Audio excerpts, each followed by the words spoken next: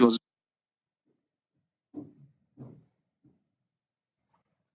same crying for justice. You know, the life lost, person killed in front of his family, wife and children. It's very sad. You know, he was a madrasa teacher, this guy, very obedient. And then they said he was killed approximately 23 kilometers inside the park. There is a conflict of boundary. He's not killed inside the park. So, Chair, we want a satisfactory answers for the family and the people of Garsen so that those officers responsible can take into the court. Thank you. Thank you very much, Chairman.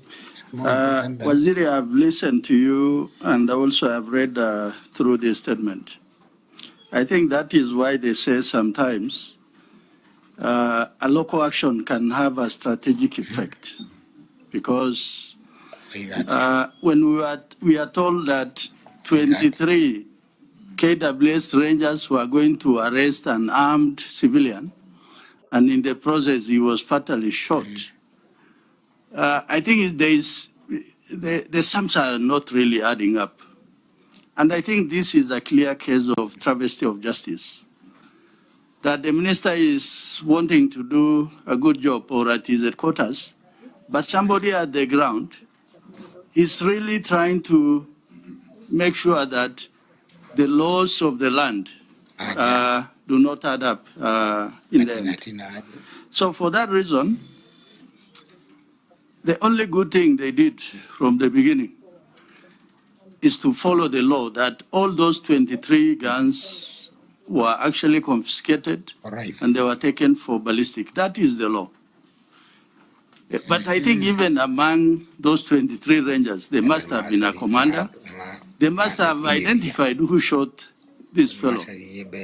If there was even confusion, then it could be between one or two rangers.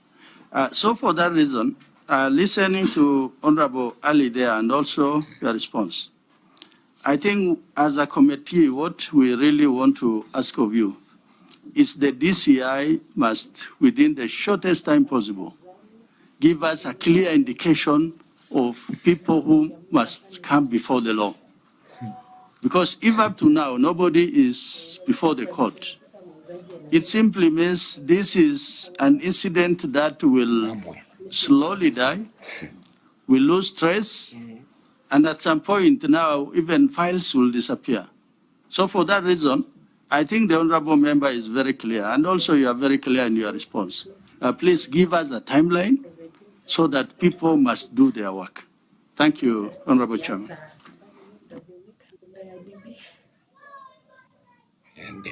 Chairman, I also wanted to echo the same, that what is clear in this matter is that the KWS Rangers had a singular purpose in this case, to go and kill the person they intended to arrest. Because as the Vice Chair says, you know, 23 guns, and somebody shot in his own compound. The matter has taken 4 months. It appears it is a strategy, more or less, so that, you know, the matter cools, the public forgets, and then justice is lost. So, Chair, it is important that the Minister pushes the DCI, because there is no reason whatsoever why the DCI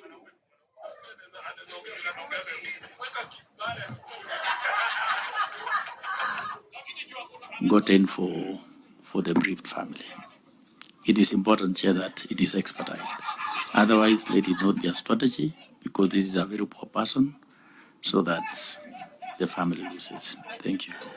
When I says, because I don't think there is no much really extremely very worrying. 4 months down the line, in fact, from your own report, it's a clear admission by the KWS that, of course, they did shoot. The only question was which gun discharged the bullet. And when I say, as you're aware, it is under your docket. We have been allocating a lot of resources to the DCI, to including the forensic lab, so that the issue of forensic and ballistic becomes speedy. So the easy conclusion here, it's not rocket science. Somebody somewhere must be trying to cover up. That is the only conclusion and reason you can give. So I want to direct us this so that we don't belabor on this. Kindly, one says, it was not just for formalities and that we call you and this statement was sought. Maybe you can tell us maybe how much time you need so that you up and give us a follow-up question, a satisfactory question that is convincing that justice is being done to this poor Kenyan. Kindly. Mr. Chair, unlike many other cases, first of all, let me say that we need to appreciate that this was done expeditiously. For a file to leave DCI to DPP is not, it can show the goodwill in the first place, that the question of cover-up is not there. The desire for the DCI to make sure that someone is prosecuted was there. It's just that the DPP wants certain loose ends be tied together. And so the intention to prosecute this person is there. And I don't think there is room for cover-up, because what's all remaining is the ballistic report. It's very crucial. Which is very crucial, and it's not going anywhere because you can't hide anymore. There's nothing to hide. You have the spent cartridges, you have the process being undertaken by DCI. I also want to confirm that I visited DCI when I became CS in this ministry, like 2 months ago, yes, February. Mr. Chair, you need to really still support the lab. The lab requires a lot of resources, not just the fiscal resources we are giving, not just the money to buy a lot of the laboratory equipment, but you also need retention of human resource so that they can be able to retain human resource at a certain level. You also know that we have so many cases involving guns across the country. So there's a long line of ballistic analysis on different crimes, banditry, robberies, and so forth across the country. And so this is part of it, of the process. So, and sometimes each one of them is urgent. All of them are urgent. The magistrate is demanding the report to be presented in this. The DPP is demanding a report. So I can give assurance to the public that in the fullness of time, this person will be charged. There is no escape route. Somebody somewhere will be charged. The same way I gave the same undertaking on the case of Nakuru, which was also involving KWS. Maybe at some point, we need to perhaps have a meeting with the Ministry of Tourism and Wildlife, and particularly DG KWS, on disciplinary cases involving a number of the officers in KWS, not just in that area, but across, and how best that can be handled. You know, for the police, we have the internal mechanism within the police, and we have IPOA. So how do we handle the KWS? Do they have a mechanism internally to be able to deal with these officers?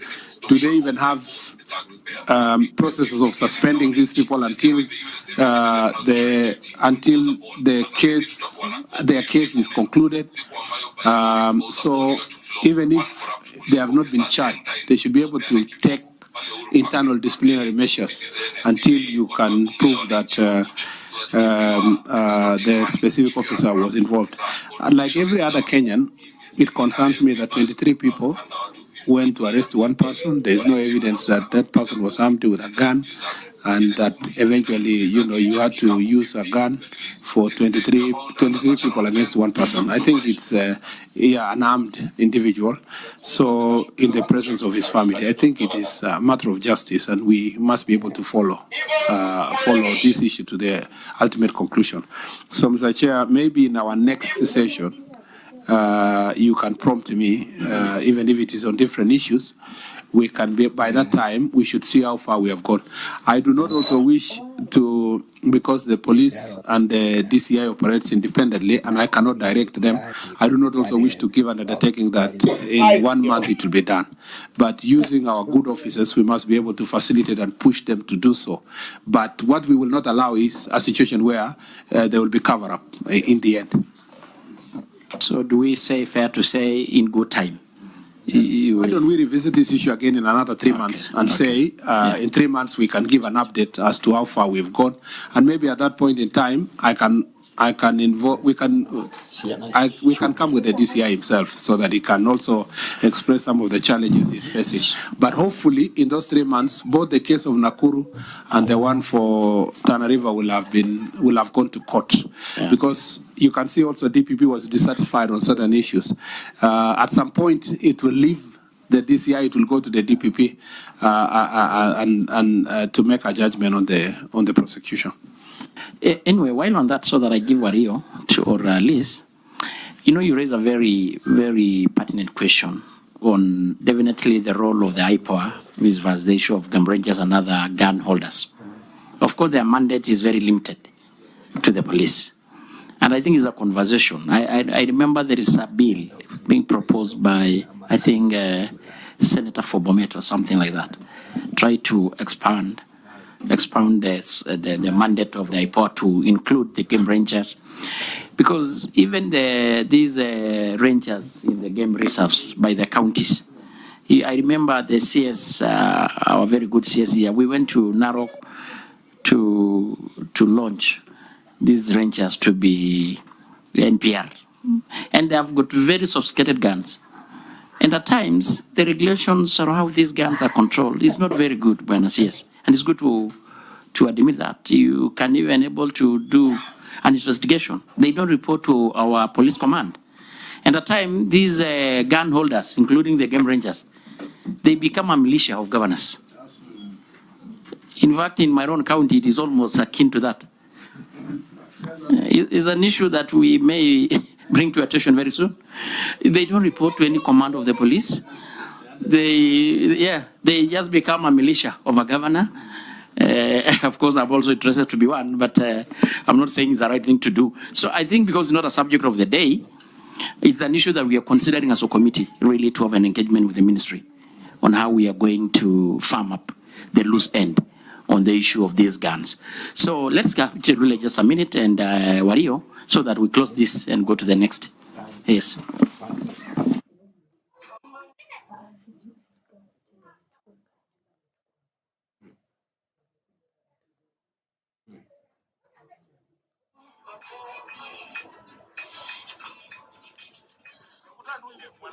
And I really want to thank him, because the other day he was in Nakuru, he was able to speak to the parents. But I'm happy that, again, he has repeated that he is going to bring all these reports in 3 months. But CS, it is so scaring to discover that the people who are supposed to protect the lives of the people are the ones killing these innocent people. And what I want to ask today as a member of this committee, as a leader from Nakuru, if someone is found to be having maybe he has done some mistake, I don't think it is right for the security people to kill instead of arresting and taking them to court instead of killing. It's a concern, and it's really bringing a lot of problems everywhere. As parents, we cannot allow this. As leaders, we cannot allow this. But I want to thank you, because you've committed yourself that in 3 months you'll bring a report that will speak to Honorable Warriors and the Nakuru that concerns the AWS and Kenya Forest Service, where 2 people lost their lives, and parents are still waiting for the reports. Thank you. You want to talk about it? Yes, the killing. Then we give thank you, Chair. For the purposes of record, my name is Professor Akuja, Member of Parliament for the constituency. Chair, I think KWS has been spot on killing innocent people. A case in point is where KWS sprayed bullets using an helicopter in Turkana, Lake Turkana. Members of Parliament for those particular constituencies, especially Turkana North and Turkana Central, raised us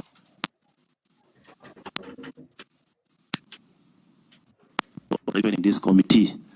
And efforts to reach even the DG for KWS has been futile. And that case came way back, like somewhere in February. And that case, nobody has followed.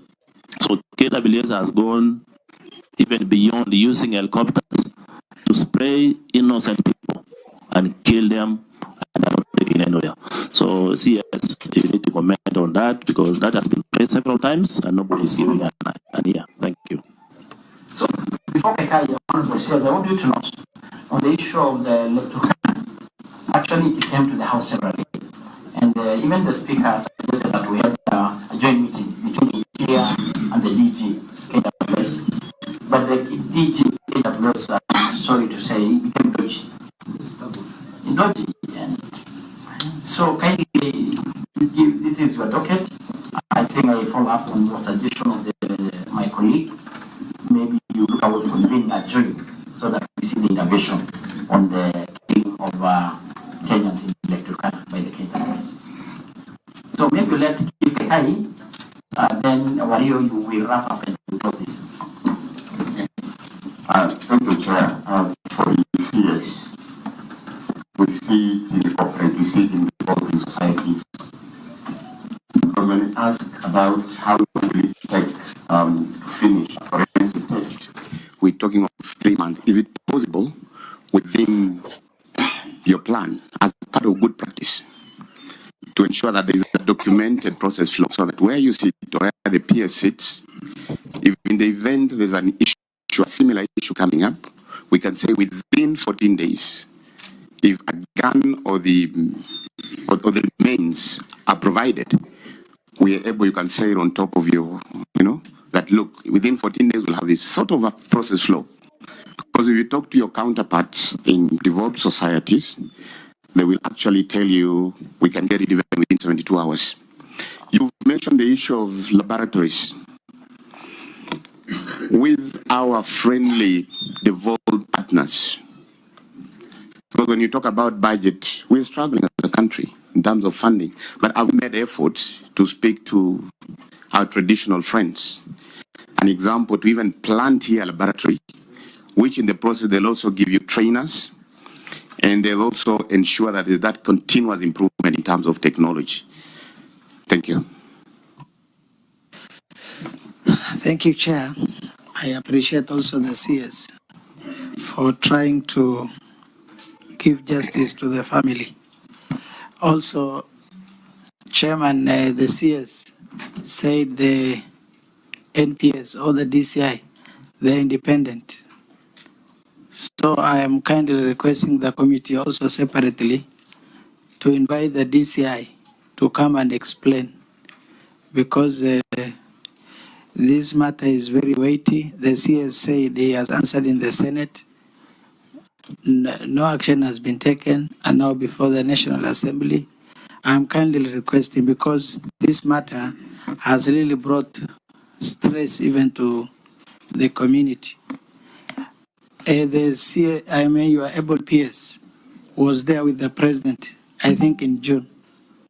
The same place, Kone. In fact, President felt for them, he gave them sub-county. You know, those people live far away from Garsen. Around 167 kilometers from Garsen. There is no police presence. Last parliament, we built a police, a very big one. It still is a police post. When the matter comes, they report to Garsen. So I think CS also, you promised to come and open the Tarasa sub-county. I think you should do it as soon as possible for those people to get justice and government service closer to them. So I'm kindly requesting the committee, if possible. I'm not doubting the response by the CS, but 3 months is long, Chair. He said in 3 months. 3 months is very long. So, I think the CS was clear on that point, that of course having the file already with the DPP, we give him some... Of course, Chair, I'm requesting, I'm suggesting, for the time... We are concerned as you are. We we know innocent Kenyans lost life unnecessarily.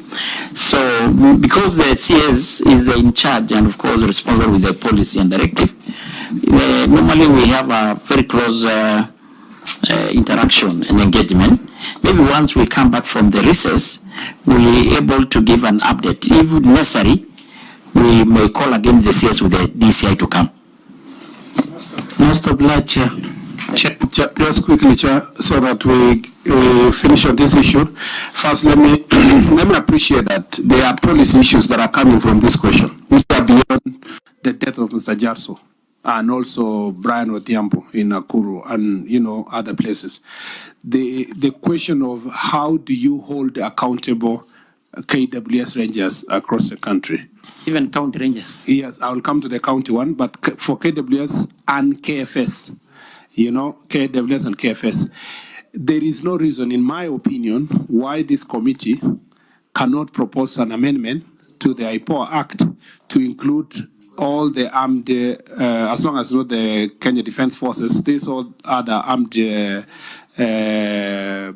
agencies or institutions in the country to come under the IPOA oversight, so that then they know that there's a watchdog that is watching them.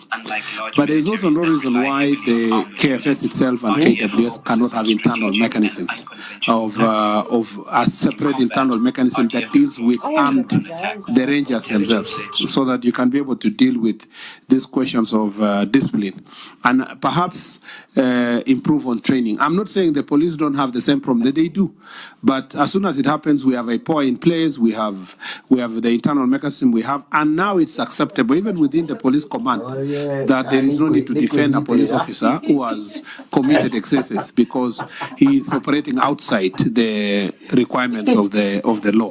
We only defend police officers who perhaps found themselves in a fight with armed groups and so forth. But for somebody who goes to kill an innocent civilian, the law is very clear when it comes to the police, but it should extend to KWS and KFS. On the part of the KPR, Kenya Police Reservists, or National Police Reservists, who are either operating as rangers in counties or the security we are using in different places. I don't think, Mr. Chair, there is a reason why IPOA should not be involved. I don't know why. Because they are police reservists. They are part of the National Police Service. They are even coordinated from the headquarters of the IG's office. So there is absolutely no reason. Indeed, cognizant of the challenges we have in terms of command and control of the KPR or the NPR, we have now working on the revised policy that is ongoing. In fact, working together with NPS. I should be meeting the team tomorrow to update how far they have reached, because we want to have clarity. We have 10,000,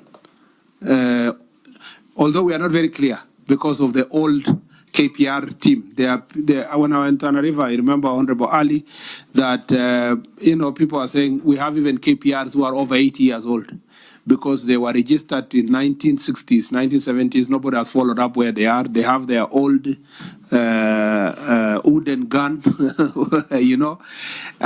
We in this policy, we want to make sure that everybody is registered, everybody is accountable to an OCS in the neighborhood. We have clarity of when do you cease to be an NPR. If you are aging or you become, in fact, in some places, the old KPR, they consider the gun as a family property. So it's always handed over from there to this son, to this uncle, so because there was no clarity of policy on how to manage it. Now that we have up to 400 in one county, 500 in one county, it's important that they are all organized so that they don't become they don't support criminal activities in where they are. They are accountable to the OCS, but also accountable to IPOA. and accountable to the National Police Service. Because 10,000 is a critical number. NPR plays a very critical role. Most of these MPs that come from marginalized areas, they think the only request is NPR. When they come, they say, please, we want NPR. They don't even ask for further deployment of police officers. They ask for locally the NPR. So as we increase the numbers, we want to make sure that the policy.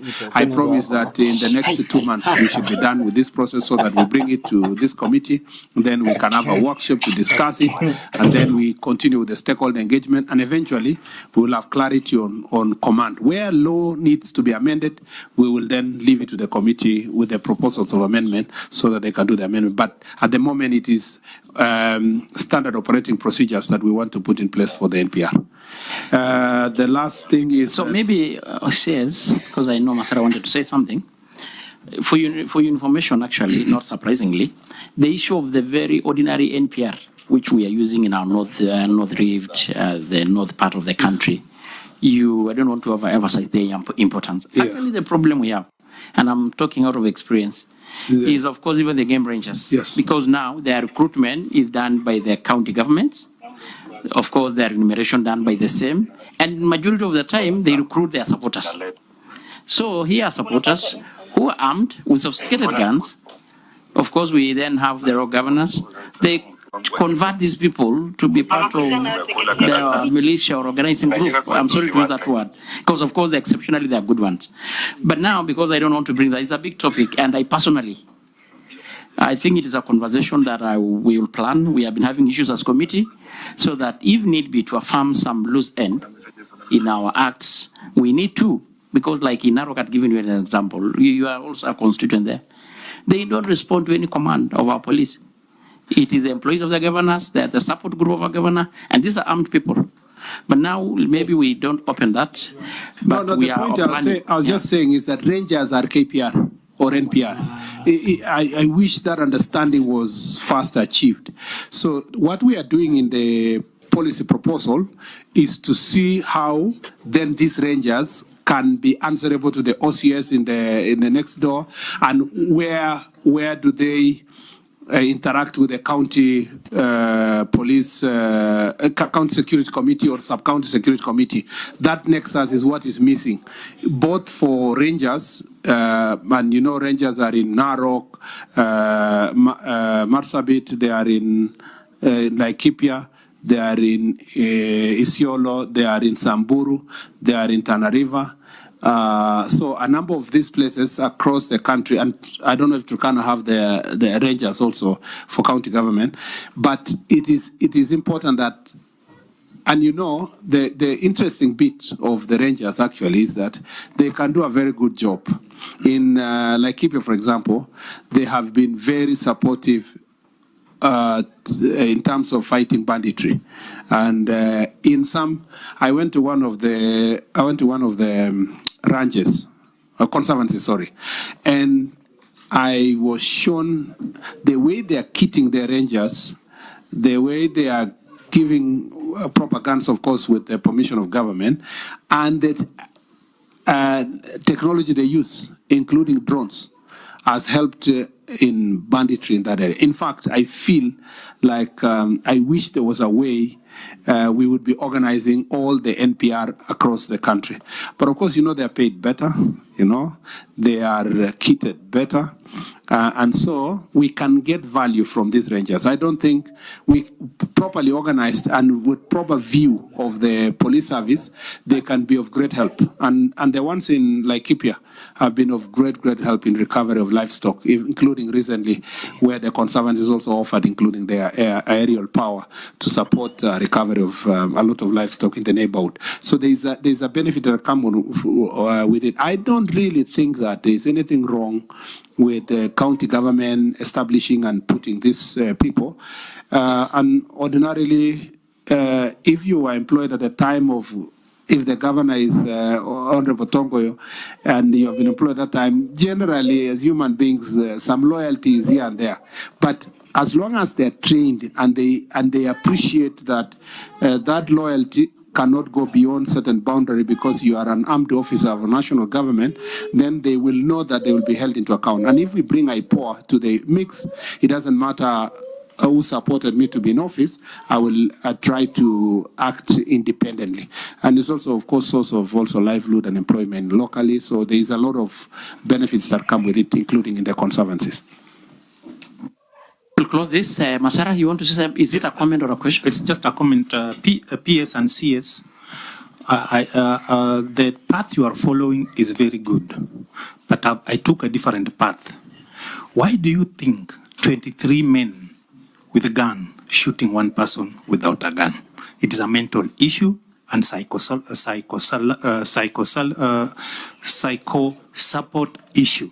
That's why I have a bill. And this bill was generated as a result of a research which was done. Now that you see now, in my first term as a parliamentarian, I concentrated on the police officers because these issues were more of in the police officers. But you see now we are bringing KWS, many cases where they are killing other people. So this bill, Chair, I support you. I thank you for supporting it in the third reading. Why don't you go through it so that maybe we can include KWS and other bodies, because the research indicated very clearly that our men and women in uniform are facing a lot of psychosocial support issues, and the bill is going to bridge the gap. So before it concluded in the third reading, maybe we can see, because in the third reading we are able to include other clauses. So maybe the ministry can go through it so that we fast track it. It will help our men and women in uniform who are carrying guns, because there must be a problem why there are rampant cases of them shooting civilian. Thank you, Chair. Chair, sorry, I forgot to respond to Honorable Kakai's question on the lab. The lab requires, I agree with him that in some cases we need to work together with our development partners who are willing to support the equipping of the lab. But you know, this is a security sector. The first priority should, or the first point of call should be the government of Kenya, where it should be ourselves putting resources to this. But I agree with him that where we have traditional partners that we can work together, we can work with them to ensure that we equip the lab. And again, when I engage the DCI, it's not just about, we may have time to discuss the question of forensics and evidence and the need for us to finance that sector. You know, because of the competing issues of budgetary concerns, there are even places like, for example, government chemist, extremely important, yeah, but where are the funds? They are generally underfunded, yet they are extremely important in collection of evidence and in prosecution. Part of the reason why there is the delay in the Shakahola closing of the cases is because of the government chemist's capacity. So we need to work towards this. But we have made strides in government. We should not look like we are crying throughout. We have made a lot of strides. But you know, Kenyans are demanding cutting-edge technology, cutting-edge investigations in the shortest time possible, but we have to balance our ability to finance these processes with also the competing interests in different sectors, including in the social and educational sector. On the Tarasa sub-county and the Kone police station, we agreed that we will equip Kone police station and we will operationalize Tarasa, and I look forward to us going back to Tana River to make sure that that is done, because some of these areas government is very far. And as been explained, you need to go to these marginalized counties to realize the real reason why sub-counties are being created is to cover the vastness of these areas. There may be no do so. And Mr. Chair, I wanted to clarify that when we talk about rangers, it's not just rangers for the county government. Also conservancies have rangers. So all these rangers and everybody need to be organized. And this bill we are working on and the policy we are working on, actually the policy we are working on, shall answer all these issues. One of the reasons why I'm fairly passionate about reorganizing KPR is because I come from an affected area. And so as a senator, I've seen it through, where you give people guns, you have not trained them, they are not accountable to anybody, so you are not sure whether which day they will join the crooks and which time they are going to defend the government and the people. So it is important for us to make sure that we organize this issue. Thank you very much. And I think we have exhaustively for now engaged on that issue. Oh, no, something PS has just reminded me here. You might need to have a meeting separately. Maybe jointly with the Committee of Wildlife and Tourism to discuss this issue of KWS, and perhaps also another meeting on with KFS, because these issues keep coming. And you know, the police, they see this as colleagues. So before even an enforcement is done, if you see the amount of delay that occurred in Nakuru in terms of the access and search for the body of Brian Odhiambo, it was because there were protocols that the police had to get, in terms of you have to write, it has to be escalated to DG's office before access is gained to the park. You know, that was totally unnecessary, and I think it's some of those issues that need to be dealt with, because if the police quickly access the park, perhaps evidence would have been, we would have gotten the evidence related to the arrest or arrest of Mr. Brian Odhiambo. Thank you, Mr. Chair. So you can move to the next question, but on the last part, I think I'm going to suggest, or direct rather, we're going to have a joint meeting as suggested by the CS and the PS between ourselves and the Committee on Wildlife, where your office and the KWS will be represented, so that we can exhaust such concerns. So the next question from Honorable Hussein Barre. The Chair, that's question number 3. I'd like to respond as follows. Honorable Chairperson, members of the committee, the Member of Parliament for Tabach constituency, Honorable Hussein Barre, has requested a statement regarding the rampant cases of human trafficking in northern Kenya. The Honorable Member particularly sought to be informed on 1, a comprehensive report on the investigation into human trafficking in northern Kenya and the country, including investigations into the operations of involved recruitment agencies. Mr. Chair, according to reports on missing persons, the police have confirmed several cases of human trafficking where individuals lure youth with promise of a better future abroad. The details are as follows. In Mandera, for example, on 27th, OB number 27/30/12 of 2024, Halima Hassan Sheikh, a resident of Bula Mpya and a member of Somali Ogaden sub-tribe, reported that her 19-year-old daughter, Nasteha Mohammed Sheikh, a grade 8 student at Bula Mpya Junior Secondary School, left home on 29th of December 2024 at around 10:30 hours to visit the Mandera town market to purchase a pair of shoes, but did not return. Efforts to reach her via phone were unsuccessful. DCI officers launched an investigation and established that she had crossed the border into Ethiopia via Suftu. Through collaboration with officers from Ethiopia, she was intercepted on 6th of January 2025 in the Gode region while en route to Addis Ababa. She revealed that she had been befriended by a man on Facebook who had promised to take her to Germany, and he had planned to meet her in Addis Ababa. However, she refused to disclose her Facebook account details to investigators, claiming her phone had crashed. Due to lack of cooperation from both her and her parents, she was eventually handed over to her family.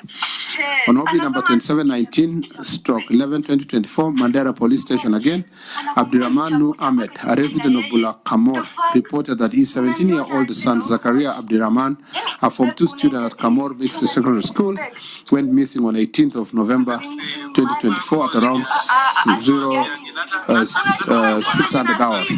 Before his disappearance, he had informed his brothers, indicating his intention to travel to Libya through Ethiopia in pursuit of a better life. Efforts to locate him are ongoing in collaboration with Ethiopian authorities and Kenya KDF liaison officer in Ethiopia. Again, in Mandera Police Station, OB number 5912 of 2025, Bilal Ali Nur Muhammad went missing on 21st of February 2021, but the matter was never reported to the police. His family later discovered that he was being held captive in Libya. where kidnappers demanded a ransom of 2,350,000. His parents, Hussein Ibrahim Mohammed and Ram Isaac Hassan, made the payment through the Bashir money transfer on 7th Street, Eastleigh, Nairobi. The money was sent to Siad Nur Mohammed in Kismail, Somalia, and Hinda Ibrahim Mohammed in Mogadishu. The case remained unreported until 12th March 2025, when Bilal contacted his mother from an undisclosed hospital in Tunis, Tunisia, claimed that he had been shot in both legs. He revealed that after being abducted to Libya, he managed to escape in November 2023 alongside other captives, including 2 Kenyans from Mandera, who are now caring for him in hospital. He also identified Bilal Shukri Ahmed, a 31-year-old Kenyan of the Kodia ethnicity, as the person who facilitated his movement. Following this information, angry members of public attacked the alleged human trafficker. However, NPR officers on patrol intervened, rescuing him and placing him in custody at Mandera's police station. The case was handed over to APTU Mandera detachment for further investigation. On 14th March 2025, the suspect was arraigned before Mandera law courts under the case number MCCR 01825, where a 21-day custodial order was granted. The case is set for mention on April 4th, 2025. It was set for mention that day, and with ATPU Mandera detachment handling the investigation. Preliminary findings indicate that certain individuals are involved in hoodwinking the youth with various promises of a brighter future abroad. Investigations are ongoing to determine whether these individuals are affiliated with recruiting agencies or organized groups. Number 2, measures being taken to ensure that the families and individuals who suffer these atrocities get justice and rehabilitation. The following measures are being taken to ensure that the families and individuals who suffer these atrocities get justice and rehabilitation. Implementation of victim-centered approaches. Measures are in place to prioritize the well-being of victims, including immediate rescue operations, legal aid, and psychosocial support to help them recover from their experiences. B, collaboration between law enforcement and humanitarian agencies. A coordinated framework has been strengthened to facilitate the integration of rescued victims, ensuring they receive the necessary support to rebuild their lives. C, action against traffickers and recruitment agencies. The police is actively investigating and acting upon information on recruitment agencies and suspicious individuals involved in trafficking, leading to their apprehension and being arraigned before court. D, community awareness and education. Awareness campaigns are being conducted to educate communities and recognizing and reporting human trafficking cases, empowering them to play a role in prevention and intervention efforts. Number 3, long-term measures being put in place. The following long-term measures are being implemented to address the case of human trafficking in the country and formalize labor exports from the country. Strict enforcement of labor migration regulation. Existing laws governing labor migration are being strictly enforced to prevent exploitation, to ensure safety of migrant workers. As you must have seen, Mr. Chair, there's a lot of reports also, not just in the northern part, but in Nairobi and Kisii and Nakuru and Eldoret, where this some recruitment agencies are operating and exporting Kenyans in quotes, trafficking them to dangerous destinations, including Iraq, including places like Saudi and other parts of the world, including Turkey and other places. Investigation and analysis of human traffickers. Enforcement agencies are actively identifying, apprehending, and arraigning before court persons involved in human trafficking. C, imposition of deterrent punishment. The courts are awarding strict penalties to those found guilty of human trafficking to discourage further involvement in such activities. And D, enhanced border security and scrutiny. Security measures along Kenya northern border have been tightened to curb illegal migration and trafficking activities. 5, community sensitization awareness campaign, which is ongoing, and deployment of security officers for surveillance and intelligence, and finally strengthening collaboration with stakeholders, which includes NGOs, international organizations, governments, like the case of Ethiopia, and this cooperation is disrupting trafficking routes, which mainly are leading to Arab countries. I thank you, Mr. Chair. Thank you, Chair. Thank you, Waziri, for the attempt. Waziri, I must say this issue is quite serious in northern Kenya and also in the country. And there is a need, the youth are really taking advantage of because of the widespread unemployment that is across the country. So there is a need actually to sensitize the communities and probably use the provincial administration, the chiefs on the ground.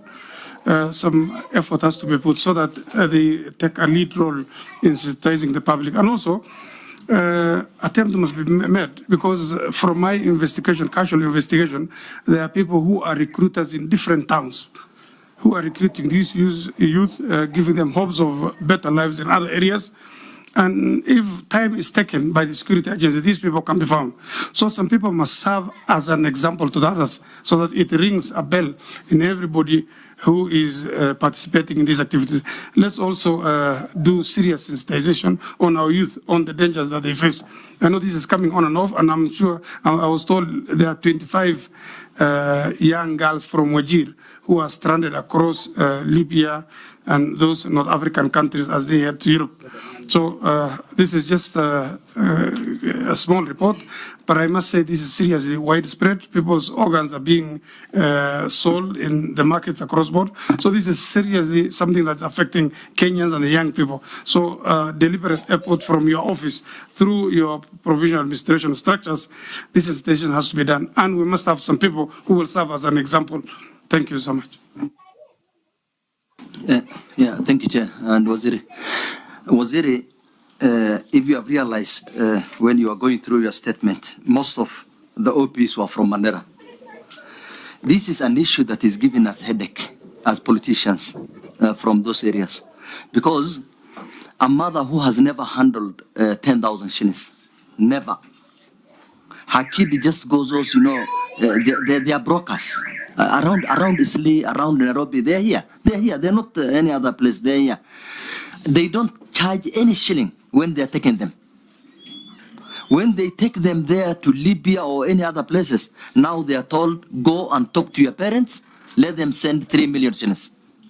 The mother has never handled even 10,000 shillings. Then they come to the politicians now. I have personally contributed to, you know, mothers are crying, their kid, they send a video. You know, some of them shot live. They are shot at the, you know, at the leg. Others are beaten with heavy, you know. You cannot imagine what they are doing. The videos are here in my phone. It will shock you. Now they have to go around the communities. You know, they go around all the leadership. They contribute the money. Some succeed now. Once you send that 3 million shillings, they succeed and go back. Go to maybe Germany or UK or any other place, then the youth now can see the person who has been beaten and the video there is now sending money to the families. Then others are all going. Just last week, 2 ladies were slaughtered in Libya, 2 of them from my constituency. In fact, one had 1 kid. She left the kid with her sister, then said she's going to the market. Kumbe, she's just going. When she went to Libya, I think they hold her for 2 weeks. When they missed the money, they slaughtered her. They sent while they were the dead body. You cannot imagine what is happening. So I think what the ministry needs to do, Waziri, these people are here, they are not far, they are here. Our security agents can investigate and get hold of these people. If you get hold of the culprits, then you are done. You are done. I think we need to show an example to those people who are trafficking our youths. And because they have no job, they have no employment, they have no otherwise. Just 5 weeks ago, the son to my sister who was in my sister's home here in South Sea, we missed him. After looking for the boy for 3-4 days, I used my my network in our police, our NIS. We got hold of him from Sudan, or en route to those areas. They boarded him at Kenya Airways, and I took him from here. This is a problem that is there and we cannot ignore. I think we need quick action. I think, Chairman, given the concern, I think, Waziri, you need to take a deliberate action. This calls for a collective effort. The local leadership and your office, because it appears that we have so many small cells that are recruiting people In fact, you cannot say these are recruitment agencies. These are just criminal individuals. They are not registered anywhere, and they are doing their work freely. So if you take a deliberate action to mobilize the leadership in northern Kenya, so that this information, because I also understand that in some areas, people hardly open up and give information to security agencies. But with this information that is coming and is very alarming, it is important to have that and move. And secondly, it is also important that our intelligence service, you know, if the cells are around Isli that are recruiting, this is an urban area. It is very easy to track and disable these individuals instead of just letting them run amok and mess up with the security situation of our country. Thank you. Chair,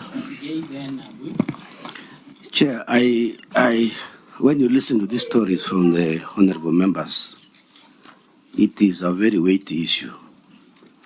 And when I see us, I think we need to look at some deliberate measures on how to curb this problem.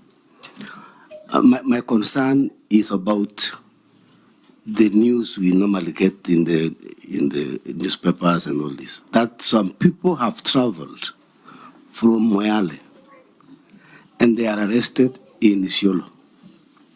So how do they come to Isiolo? There are roadblocks all over.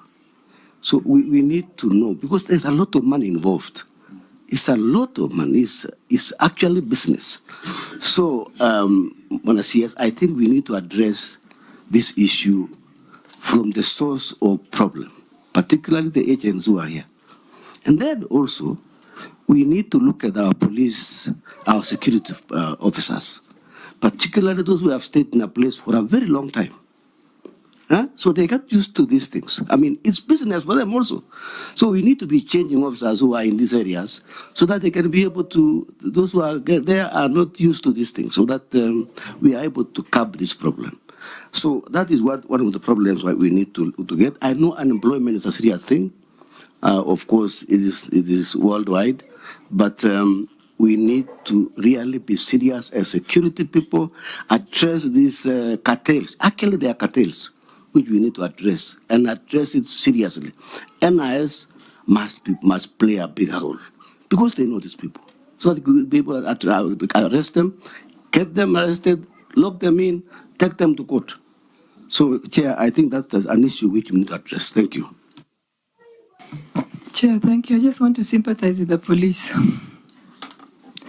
I sympathize with the police because, like Mheshimiwa Waitan says, a girl leaves her child with a sister and says she's going to the market, yet she knows she's already made plans to go to Libya, etc.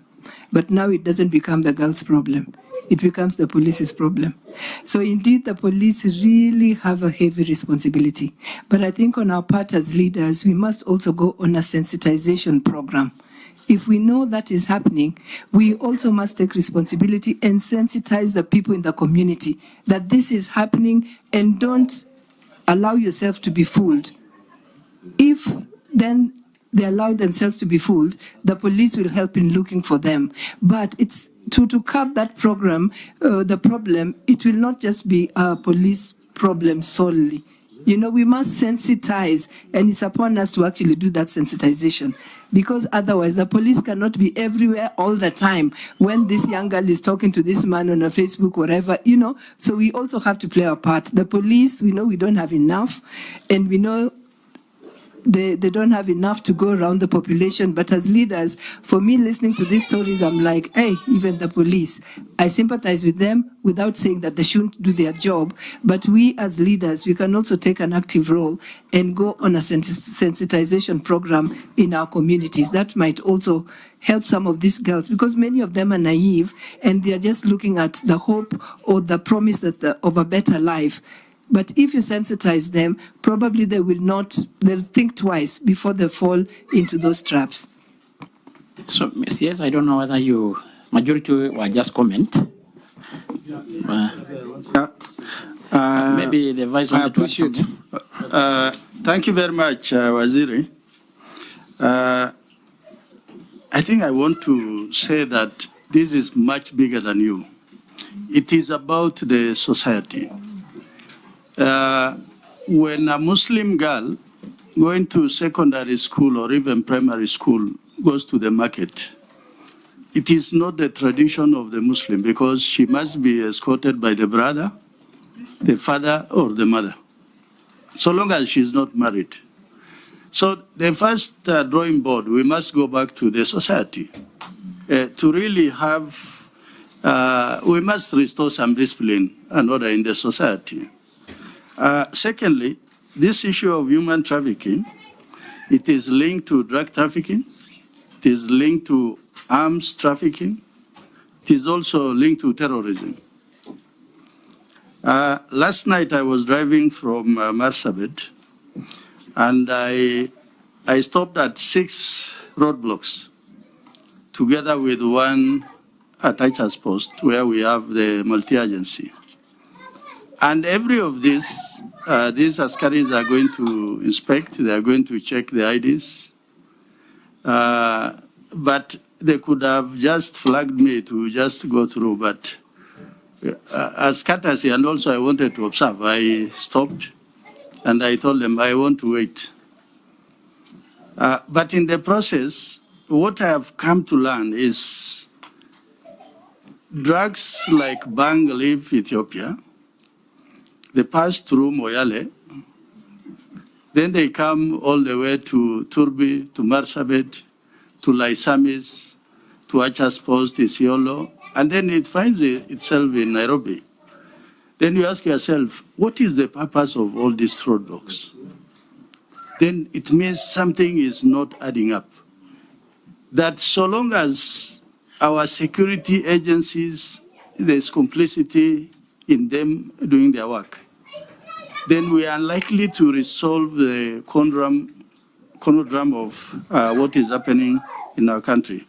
So for that reason, really my request to you is, recently there's this case of people going to Vietnam and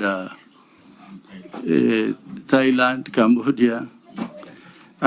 What we really want to see is people before court. The media brings all this drama and then it dies down. But people are in business, people who are doing this. So unless people are before court, and I'm told most of these traffickers are people who hold big money. So they will go to the police station and they excuse themselves to come back another day, not to even to record a statement. So we need to close the loop in terms of who are these people who are involved, so that everybody must have their day before justice. A lady from Mandera is going to give 3 million. Where do you think that money is going to come from? It comes from politicians. Will these politicians have this money? Most likely not. They borrow from all of you. That, oh, please, you send me something. Eventually, it puts the country in a lot of financial difficulties, because that could just be one case that is before us. Which are these many cases that we don't know about? The other thing is there's community policing. Unless we have a very effective community policing, so that an incident happens, the child disappears for 2 hours, the community around there must know, the police must know, so that there is alert. But once it becomes normal, disappearance becomes normal, then I think you are unlikely from where you sit to enforce the law or to direct the police in one way or another. Thank you, Chairman. Mr. Chair, I totally agree with the comments and I appreciate the comments from the members. This thing of human trafficking, as you know, is a serious global problem. Okay? And we have laws here, we have institutions globally It manifests itself in in very different forms, some of which are very subtle. For example, if you're talking about the people who are going to Myanmar, Vietnam, and all those other countries, ordinarily they will just go through the normal recruitment agencies, and then the process is processed, and they're saying people are going there, they are going to do official jobs, and then when they reach there, they are used for sexual exploitation and other things. So it's also important that we look at these things holistically in mapping out, for example, the labor agencies. We need to have few registered non-labor migration agencies.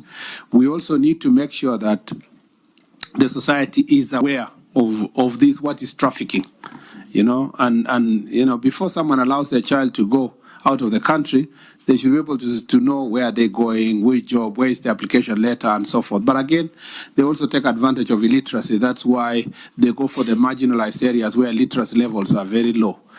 I don't know. This is just off my head. I don't want to be a roadside declaration kind of a person. But I think at some point, like we have established other special units, perhaps a special police unit for human trafficking will have to be established at some point. It might be actually necessary, so that even if it is not a fully fledged, that it is all over, but a smaller unit that thinks through, coordinates the assesses the patterns, receives the intelligence report, and works with the officers on the ground. It might be necessary to have a special unit to deal with human trafficking. We already have a unit that deals with the anti-narcotics unit. Again, we have already had a lengthy discussion with NACADA. We think that NACADA's proposal is that this anti-narcotic unit needs to be strengthened. The IG is working on how best it can be made stronger. In his own words, in the words of the IG, he would like to see it to be at the same level with anti-terror unit, because also narcotics and drugs are becoming a problem with us. So in the coming days, we will be seeing a more bolstered, strengthened anti-narcotic unit. And I think that emanating from this discussion, thinking around human trafficking unit might be necessary to confront the new challenges that we are facing as a country. As you can see, the cases I read here go back to 2020, 2019. It's been an old case. And then, as Vice Chair said, it's linked also to terrorism, among others.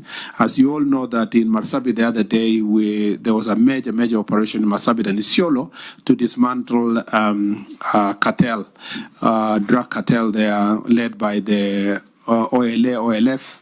And in the process, we realized that there are also elements of Al-Shabaab that are part of it, because they were involving themselves in acts of mining, at the same time human trafficking and drugs. And we are discussing about Kenyans getting lost, but we also know that these characters were using Kenya as a route for trafficking persons from Ethiopia through those routes that have been mentioned, and sometimes also through Garissa to Tana River, then crossing Savo East towards Taita Taveta and to Tanzania in some cases, or through Kwale to Tanzania, or through the sea, because there are many sea points that are unmanned. So these are challenges that we must confront, and perhaps, as you have said, it is something we need to think through how best we can make it bigger and intergovernmental in nature, so that then if there's that unit for anti-trafficking, they will then have the human trafficking unit can also work together with the labor agencies to monitor the trends. I can also not emphasize the fact that most members here have said community awareness and civic awareness is extremely important. It's important for us as leaders to voice these issues continuously, and to ask religious leaders in every area as we come to use the Friday prayers, Sunday, Saturday prayers to bring awareness. You'll be surprised, Mr. Chair, that this is not just confined to the north. Some of these recruitment agencies traffic people.